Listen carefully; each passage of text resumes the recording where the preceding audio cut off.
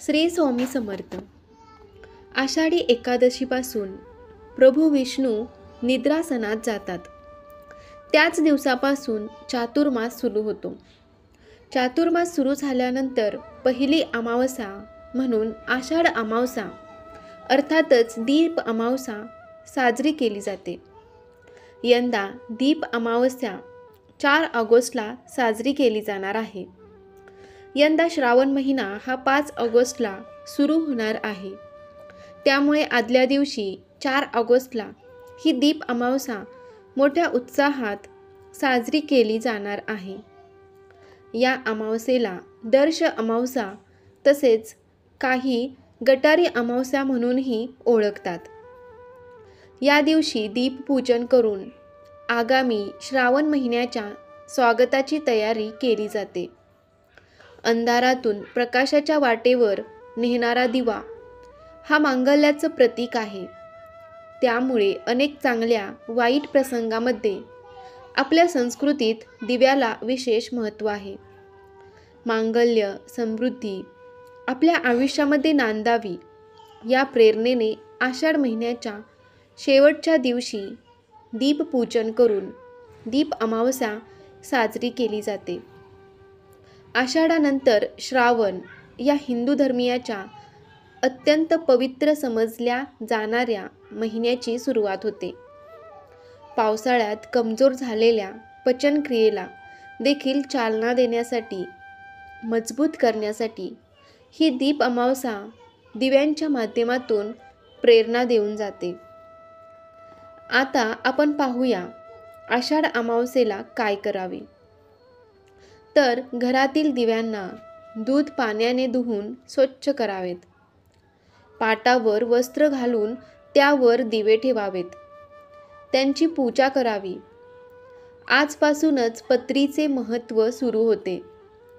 आघाडा, दुर्वा, पिवळी फुले यांनी दिव्यांची पूजा करावी.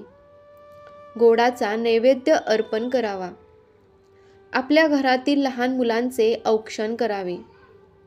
दुर्वा ही वंशवृद्धीचे प्रतीक आहे. त्यामुळे तेही अर्पण करून प्रार्थना करावी. या दिवशी सुहासिनी स्त्रिया घरातले दिवे घासून पुसून एकत्र मांडतात. त्यांच्या भोवती रांगोळ्या घालतात व ते दिवे प्रज्वलित करून त्यांची पूजा केली जाते. पूजेमध्ये पक्वानांचा महानैवेद्य दाखवला जातो. त्यावेळी पुढील मंत्राने दिव्यांची प्रार्थना करतात. ती प्रार्थना अशी: दीप सूर्याग्नी रूपस्तवम तेजसा तेज उत्तम गृहान मत्कृताम पूजाम सर्व कामप्रदो भव. अर्थ: हे दीपा, तू सूर्यरूप व अग्निरूप आहेस. तेजामध्ये तू उत्तम तेज आहेस. माझ्या पूजेचा तू स्वीकार कर आणि माझ्या सर्व इच्छा पूर्ण कर. दीप अमावस्या किंवा आषाढी अमावस्या या दिवशी शंकराचे, पार्वतीचे आणि कार्तिकेचे पूजन करतात. काही ठिकाणी व्रत देखील ठेवले जाते. या दिवशी तुळशीच्या किंवा पिंपळाच्या झाडाला 108 प्रदक्षिणा देखील घातल्या जातात. तसेच या दीप अमावस्येच्या दिवशी पितरांना तर्पण देऊन पुरणाचा नैवेद्य देखील दाखवला जातो. असे केल्याने आपले पितर प्रसन्न होतात आणि आपल्या घरात सुखसमृद्धी येते अशी मान्यता आहे. गरुड पुराणानुसार जर आषाढ अमावस्येचे आपण व्रत केले, पूजा केली तर सर्व प्रकारच्या दोषापासून आपल्याला मुक्ती मिळते. या दिवशी दान देखील केले जाते. जर आपण आपल्या पूर्वजांच्या नावाने दान केले तर ते देखील शुभ मानतात. या दिवशी व्रत केल्याने किंवा उपवास ठेवल्याने आपल्या पूर्वजांच्या आत्म्याला शांती लाभते. या दिवशी तुळशीचे, पिंपळाचं, केळी, लिंबू या झाडांची रोपटी देखील लावली जातात. त्याने आपला ग्रहदोष शांत होऊ शकतो. असे म्हणतात, याच दिवशी माशांना पीठ म्हणजेच पिठाचे गोळे खायला घातले ते देखील शुभ मानलं जातं. आता लहान मुलांना का ओवाळलं जातं ते पाहूया. या दिवशी लहान मुलांना देखील ओवाळलं जातं. ते यासाठी की आपण लहान मुलांना वंशाचा दिवा असे म्हणतो आणि म्हणूनच या दिवशी लहान मुलांना ओवाळण्याची पद्धत आहे. आपल्या संस्कृतीमध्ये दिव्याला खूप महत्त्वाचं स्थान आहे.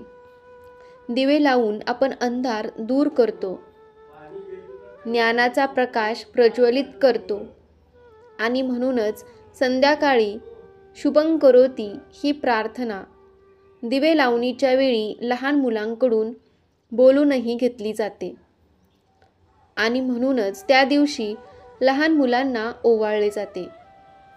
दिव्यांची मनोभावे पूजा केली जाते. त्यानंतर दिव्याची कहाणी ऐकली जाते.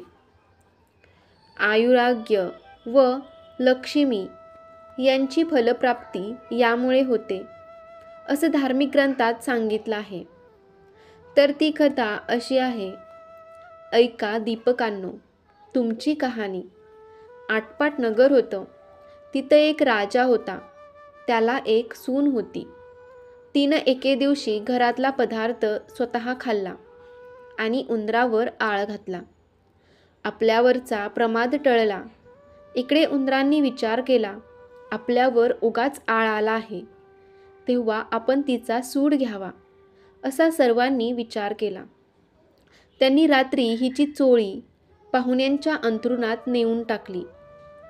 दुसऱ्या दिवशी हिची फजिती झाली. सासूदिरांनी निंदा केली. घरातून तिला घालवून दिली. हिचा रोजचा नेम असे, रोज दिवे घासावे, तेलवात करावी, ते स्वतः लावावे, खडीसाखरेने त्यांना ज्योती साराव्या, दिव्यांच्या अवसेचे दिवशी त्यांना चांगला नैवेद्य दाखवावा. त्याप्रमाणे ही घरातून निघाल्यावर ते बंद पडलं. पुढं या अवसेच्या दिवशी राजा शिकारीवरून येत होता. एका झाडाखाली मुक्कामास उतरला. तिथं त्याच्या दृष्टीस एक चमत्कार पडला. आपले सर्व गावातले दिवे अदृश्य रूप धारण करून झाडावर येऊन बसले आहेत. एकमेकांशी गोष्टी करत आहेत. कोणाच्या घरी जेवायास काय केलं होतं, कशी कशी पूजा मिळाली वगैरे चौकशी चालली होती. सर्वत्रांनी आपापल्या घरी घडलेली हकीकत सांगितली. त्याच्या मागून राजाच्या घरचा दिवा सांगू लागला. बाबांनो, काय सांगू, यंदा माझ्यासारखा हतभागी कोणी नाही. मी दरवर्षी सर्व दिव्यात मुख्य असायचो. माझा थाटमाट जास्ती व्हायचा. त्याला यंदा अशा विपत्तीत दिवस काढावे लागत आहेत. इतकं म्हटल्यावर त्याला सर्व दीपकांनी विचारलं, असं होण्याचं कारण काय? मग तो सांगू लागला, बाबांनो, काय सांगू, मी ह्या गावाच्या राजाचा घरचा दिवा. त्याची एक सून होती. तिनं एके दिवशी घरातला पदार्थ स्वतः खाल्ला आणि उंदरावर आळ घातला. आपल्यावरचा प्रमाद टळला. इकडे उंदराने विचार केला, हा आपल्यावर उगाच आळ घातला आहे, तेव्हा आपण तिचा सूड घ्यावा, असा सर्वांनी विचार केला. रात्री तिची चोळी पाहुण्याच्या अंथरुणात नेऊन टाकली. दुसऱ्या दिवशी तिची फजिती झाली. सासूदिरांनी निंदा केली. घरातून तिला घालवून दिली. म्हणून मला हे दिवस आले. ती तर दरवर्षी माझी मनोभावे पूजा करीत असे. जिथं असेल तिथं खुशाल असो, असं म्हणून तिला आशीर्वाद दिला. घडलेला प्रकार राजानं श्रवण केला. आपल्या सुनेचा अपराध नाही अशी त्याची खात्री झाली. घरी आला. कोणी प्रत्यक्ष पाहिले आहे काय म्हणून चौकशी केली. तिला मेना पाठवून घरी आणली. झाल्या गोष्टीची क्षमा मागितली. साऱ्या घरात मुखत्यारी दिली. ती सुखानं रामराज्य करू लागली. तर जसा तिला दीपक पावला आणि तिच्यावरचा आळ टळला, तसा तुमचा आमचा टळो ही साटा उत्तराची कहाणी पाचा उत्तरी सुपल संपूर्ण. अशी ही कहाणी ही दिव्यांची आहे. याप्रमाणे या दिव्याप्रमाणे आपल्या आयुष्यात दिव्याचं तेज जसं वाढत जातं, तसं आपल्या आयुष्यात आपले प्रगतीचं तेज हे वाढत जावं. आपल्याला कशाचीही कमी पडता कामा नये, अशी प्रार्थना आपण या दिव्याजवळ करायची आहे. तर तुम्हाला हा व्हिडिओ कसा वाटला कमेंटमध्ये नक्की सांगा. आवडला असेल तर व्हिडिओला लाईक करायला विसरू नका. श्री स्वामी समर्थ. जय जय स्वामी समर्थ. श्री गुरुदेव दत्त.